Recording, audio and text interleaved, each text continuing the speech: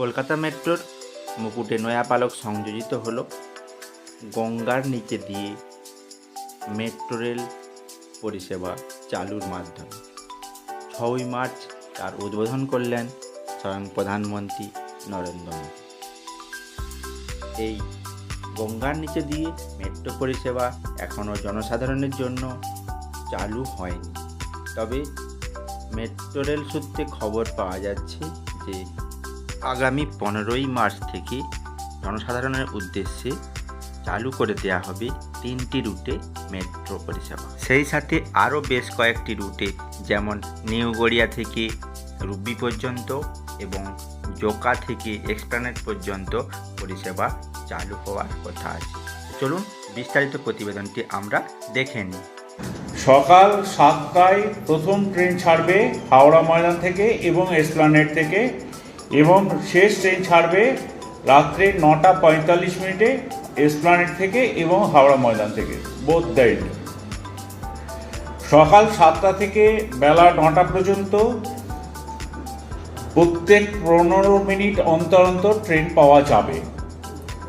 9টা থেকে বেলা 11টা পর্যন্ত, যেটাকে আমরা পিক সময় মনে করছি, সেখানে 12 মিনিট অন্তর অন্তর ট্রেন, ফ্রিকোয়েন্সি ইজ 12 মিনিট। 11টা থেকে বিকেল 5টা পর্যন্ত 15 মিনিট অন্তর অন্তর ট্রেন। বিকেল 5টা থেকে রাত্রি 8টা পর্যন্ত 12 মিনিট অন্তর অন্তর ট্রেন, এবং রাত্রি 8টা থেকে রাত্রি 9টা 45 পর্যন্ত 15 মিনিট অন্তর অন্তর ট্রেন। এটি হাওড়া ময়দান থেকে এসপ্লানেডের কথা বললাম।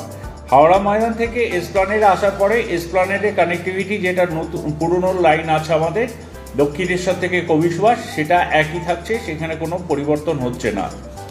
একই টিকিটে আপনারা হাওড়া থেকে শহরের যে কোনো শহরে, হাওড়া ময়দান থেকে মাফ করবেন, যে কোনো শহরের যে কোনো জায়গায় যেতে পারবেন।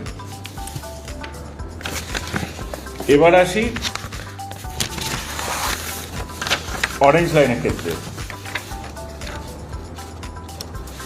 অরেঞ্জ লাইনের ট্রেন চলাচল মানে কবি সুভাষ থেকে রুবি পর্যন্ত, যেটা হেমন্ত মুখার্জি বলে, সেই দিন 15 তারিখ থেকে ট্রেন চলাচল শুরু করবে। প্রথম ট্রেন চলবে সকাল 9টার সময়, শেষ দুদিক থেকেই, হেমন্ত মুখার্জি থেকেও এবং কবি সুভাষ থেকেও, এবং শেষ ট্রেন চলবে 6টা 40-এ, 4:40, মাফ করবেন, 4:40। প্রত্যেক 20 মিনিট অন্তর অন্তর ট্রেন চলবে। আপে ডাউনে দুদিক দিয়ে ট্রেন চলাচল করবে। আর এখন তো পার্পেল লাইনে ট্রেন চলছে, সেটা মাঝার পর্যন্ত এক্সটেন্ড হবে। সেটা বিকেলে স্যার যেটা বলে দিলেন 3:35 পর্যন্ত, 8:30 থেকে 3:35 পর্যন্ত ট্রেন চলাচল করবে আপাতত। 3:35,